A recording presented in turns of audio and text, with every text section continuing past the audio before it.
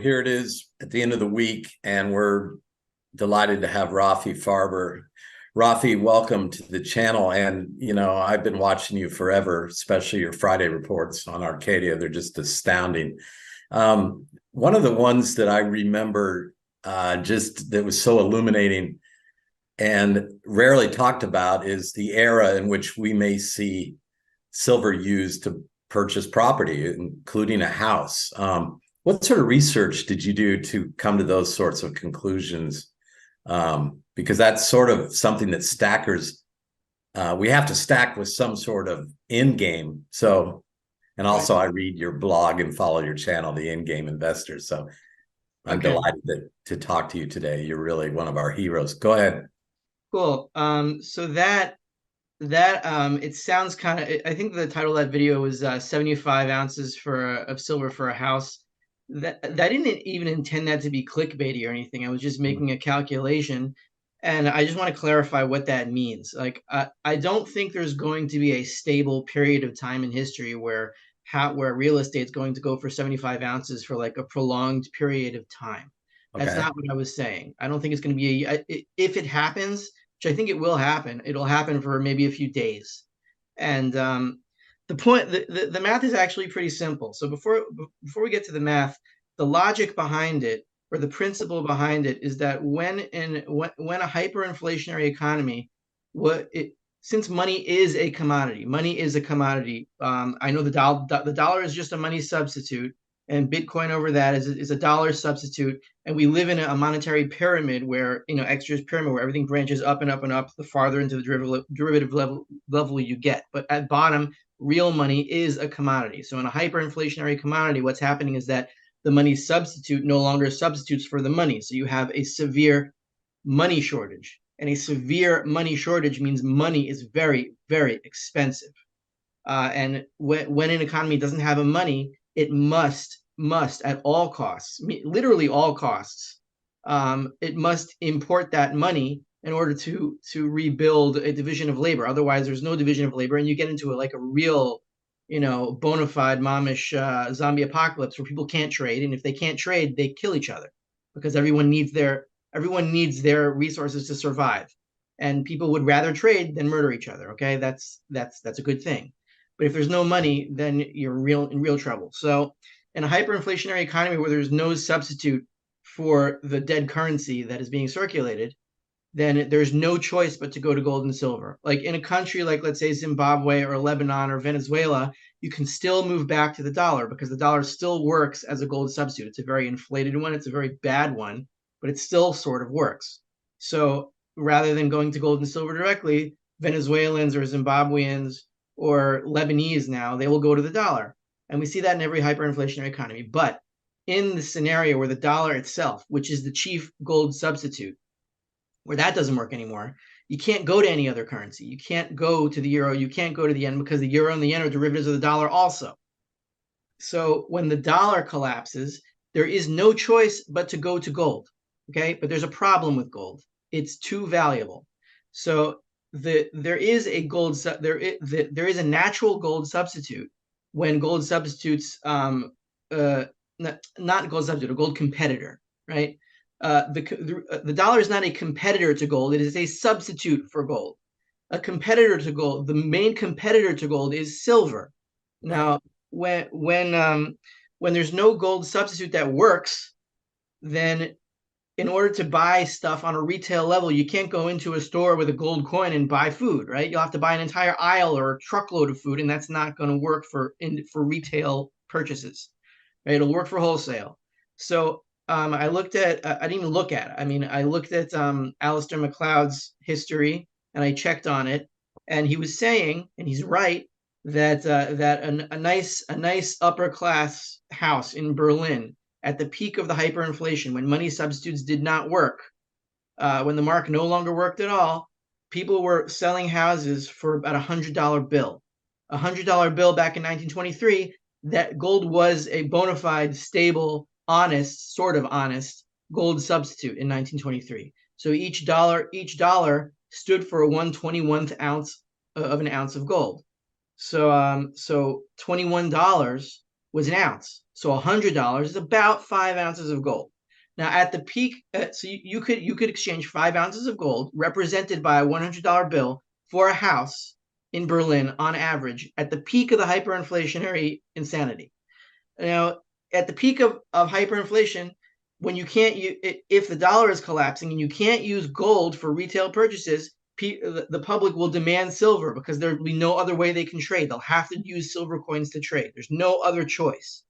Now, at the peak of a panic, we generally see the gold to silver ratio move down to 15 to 1, which is historically the monetary average, right? Before there were dollar bills, before there were gold substitutes, there were silver coins and gold coins. And when both metals are trading as a bona fide money directly, you'll have a 15 to 1 ratio. And that is going to be the situation in the immediate aftermath of the endgame, because there won't be any gold substitutes that work. It'll take some time to create new ones that are trustworthy. In the meantime, people are going to have to trade in silver coins. So if you can buy a house in Berlin for $100 bill, 5 ounces of gold, and we have a 15 to 1 gold to silver ratio at the peak of a panic, 15 times 5 is 75. Now my point is, if you see that by calculation you can buy a house for 75 ounces of silver, do it. Okay, get rid of your silver, get some stuff, because you're not going to get any better than that. It's not going to last for more than a few days, and that will be the signal that we're at peak panic, and that's the bell ringing. Get rid of like most of your stacks, keep a little bit for safety, but that's when you want to start spending because the economy needs money and you have it, so save people. I love that analogy, and I think we've seen, let's say, when Athens fell to Rome, and then Rome was invaded, and then we've had many reserve currencies, starting with Portugal to Spain, to the Dutch guilder, to the British pound, and now the dollar. But it appears that the dollar, as of last month, lost when Saudi says they're joining BRICS. So that brilliant economist, not as good as you, Rafi, but there's Sergei Glassiev out of Russia, who devised this gram of gold for a barrel of oil. That appears to be sort of what you're talking about, real things, but we can't strap a barrel of oil on our backs and walk around. Therefore, gold and silver are the only things that are portable, divisible, fungible, store value, and all the physical and monetary characteristics. So what are you seeing when you talk about, I understand the Weimar analogy. Let's do a check mark of things we're seeing today that almost appear similar to that in terms of maybe lack of trust. What are the things that set up Weimar's collapse that are similar to what we're seeing in Europe and the United States in terms of just maybe banking and over? You have a great historical lens. Do you mind telling our viewers about that a bit?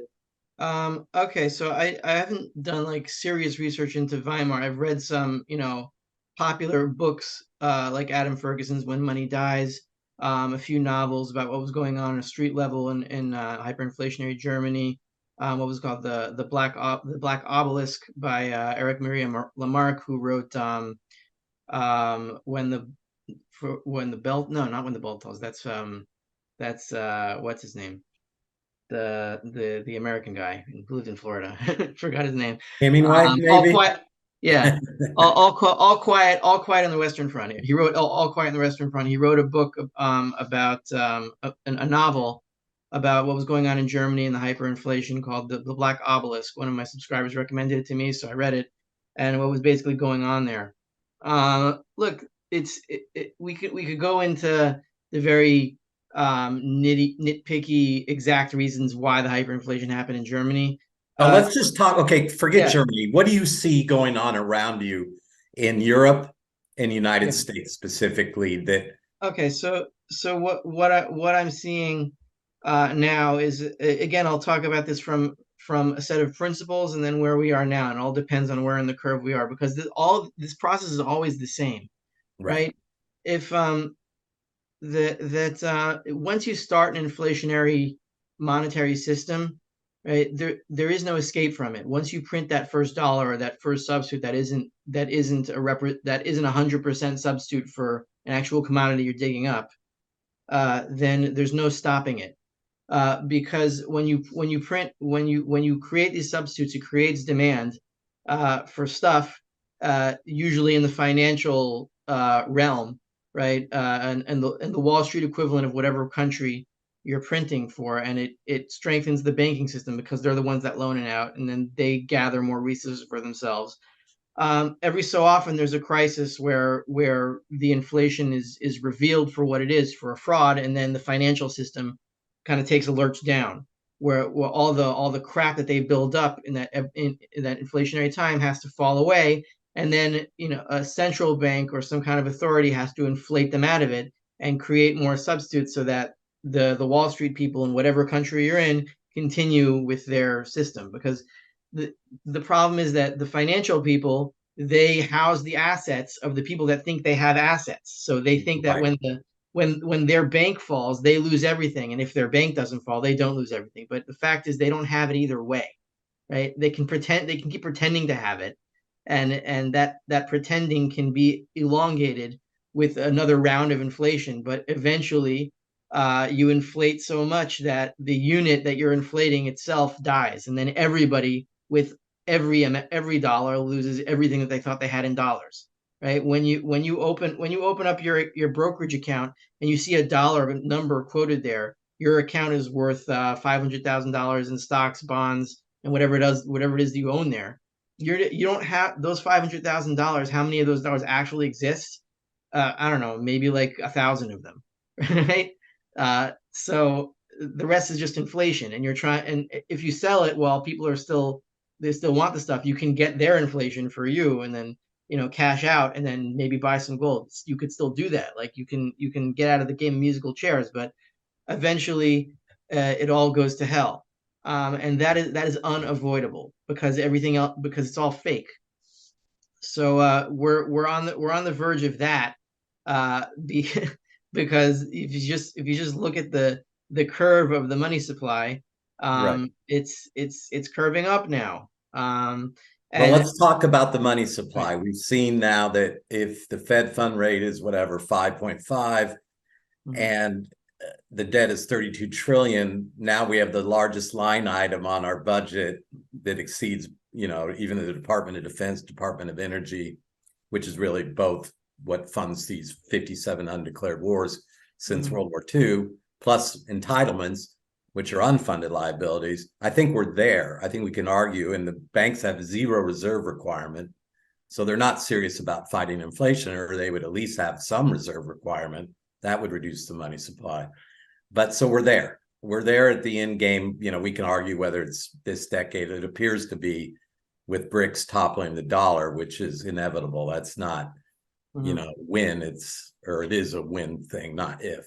So what are you doing to prepare? I mean, you're just so academic and entertaining, which is rare. Usually the academic people are so boring, and usually the entertaining people don't have the brain in their skull to break down the Mhm. what to do strategically. So, I know you have your private group of people that subscribe to your Patreon or whatever, or is it your Substack? I'm not sure. I apologize.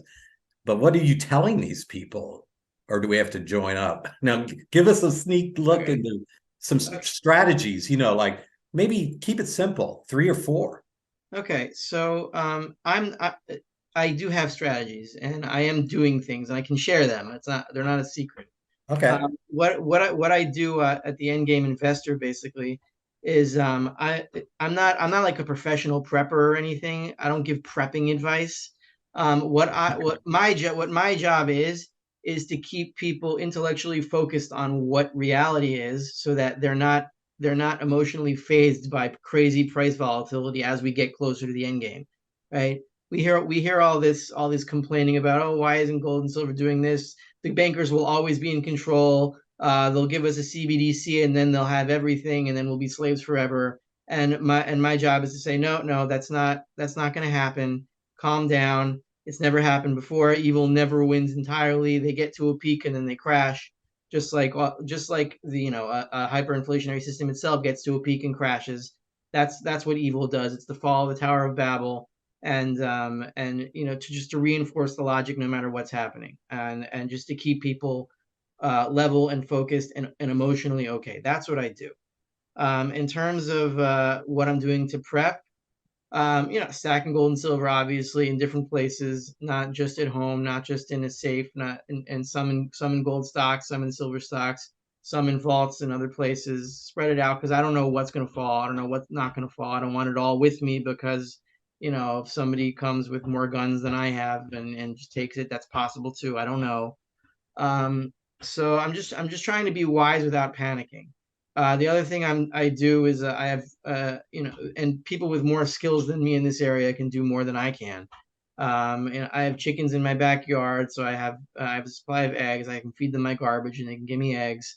I'm making connections with local farmers, buying from them now, so they know who I am when it comes to it, and then I can give them a call when the shekel doesn't work or the dollar doesn't work, and I can say, look, I have real money. Can you give me some food?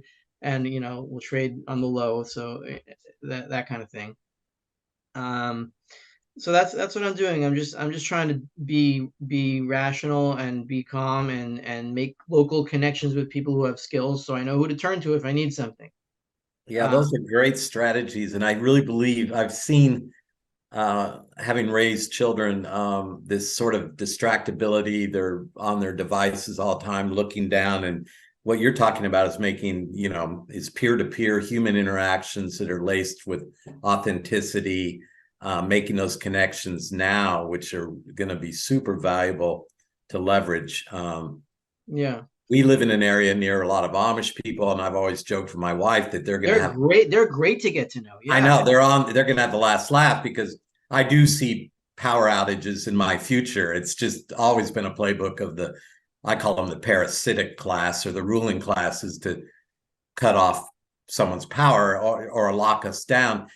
And once again, if you cut off someone's power, what good is your Bitcoin wallet? That's why physical hard assets, I think, will do well. I don't think anyone in the Amish community would accept Bitcoin, nor would I ever trust the counterparty risk of a cyber attack. So I like what you're doing. I like that are you allowed to disclose what part of the world you're doing this in? Are you in Israel? Are you in? yeah. Well, right now I'm in Florida, but I live Okay, I gotcha. live in Israel. I live in the Golan, way out there where nobody is.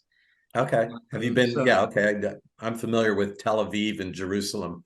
My wife yeah, and I are watching I don't want to be in Tel Aviv. Tel Aviv's going to be like, the ground zero of the zombie apocalypse, of whatever degree of zombie apocalypse happens. It's right. going to be centered on Tel Aviv. I don't Well, want. yeah, it would be US's Manhattan. I get it. Yeah, it Yeah, would be an awful place to be, but I'm glad that you've spent some time in what I consider the cradle of civilization. Um, and I do admire the fact that you also have roots in the Old Testament. And if you don't mind sharing a little bit of what you've learned from some of those, ancient books and texts in terms of silver and gold as money and their historical value in those times. I know that's a big thing, a big question, but I know that's one of your areas of expertise, and it's yeah. intriguing to me. Do you mind Well, sharing? Just there's a lot to say about that. Not just Old Testament from all. I don't call it Old Testament. I call it the Torah, the Testament, and you can there's a lot about gold and silver. One just two quick lessons I guess I could give. I can't the before Adam is created in the garden. There's a few verses about where Eden is situated, and like it's around this river and that river, and there's four rivers that feed it. And you're reading this, and you're like, what do I need to know? Like, who cares where this thing is? I think it was the Tigris and Euphrates Yeah, River. yeah. It gives Okay. the Hidekel, Nahar Gadol, Nahar Prat, all these rivers, and then it says like in one and Eretz Chavila, there's this place called Chavila where there's all these precious stones there, and there's gold, and the gold of that land is good, and you're like, okay, so what? And then it describes and then he creates man and he puts him in the Garden of Eden. So you're like, well, why are you telling me that there's gold in this land and it's good? Like, what does it matter? And I think that you could say a lot of things. I mean, there's no one lesson that you can learn from this, but the lesson that I could give out, that I could tease out from this for stackers, is that before God even created society, He created the elements that are needed for trade, right? That gold existed before man existed as a spiritual being. I don't think that Adam was the first Homo sapiens or the first animal that sort of looked like us with a big brain, but I do think he was the first one that realized that he was created by something else above him. So that's what I call the first man, somebody who has the potential for a connection to the divine. I don't think any of the other other previous human species before us really understood that at all. But there was a point when we did, and that was Adam. So that lesson is that gold is really the basis for trade, and he set it up for society before there was even society. The second lesson, two more lessons. So the other lesson I can give for stackers is that before the Israelites left Egypt, before we left Egypt, I say, because these are my grandparents, we were given one commandment by Moses, who heard it from God, who told him that before they leave, they have to go into their neighbors' houses and ask for the gold and silver. Right? That's what we have to do. And that was what we did. We went into our neighbors' houses, into the Egyptians' houses, and we said, well, please give me your gold and silver. We're going for a party out in the desert to sacrifice to our God, and we need all your stuff. So we took all their gold and silver, and which originally was ours anyway from Joseph, who brought it in. Right? How did Joseph take over the government? He monopolized the gold and silver supply. That's what he did, and then we took it back. So the point is, before hell breaks loose, before the zombie apocalypse, before the 10th plague, the death of the firstborn, you want to stack before that, because when everyone's panicking and everyone's dying, you're not gonna be able to ask nicely. So stack before the world ends, not after. You're not going to be able to after. So get the gold and silver first, and then have a nice dinner, have a nice Seder, have a nice Passover, and then get out. The final lesson, the most recent one that I found, was there. Somebody shared with me a Christian Bible story about some woman who found a silver coin, or she was missing a silver coin, and then she found it, like a little silver coin, and then she was so happy that she found it that she threw the whole party for her block. She threw a block party on a silver coin. So the point was, like, according to the Bible, silver is very expensive. Fine, maybe. And I would listen to the Christian Bible in terms of a historical record. I have no doubt that something like that could have happened. The other thing is that in Solomon's time, silver was worthless. It literally says that, because everyone was so rich during King Solomon's time. There was so much gold. Gold was so plentiful that it itself could be used in retail purchases, that if somebody dropped a silver piece, or dropped a piece of silver, then they wouldn't even pick it up. It wouldn't be worth it. It would be like dropping a penny. It'd be like, oh, whatever, somebody else will find it. So the point is that whether silver is expensive or cheap depends on whether your society is rich or poor. Now, if you translate that into what happens when everyone has dollars and all of a sudden dollars are worthless, then everyone is suddenly very, very poor. So in a society where everyone goes suddenly very, very poor, silver can go like crazy very, very quickly, which is, I think, is exactly what's going to happen. So the Bible doesn't say that silver is valuable or silver is cheap. It says it changes based on society. Well, those are good lessons. Let's say there's people that are of the faith or not.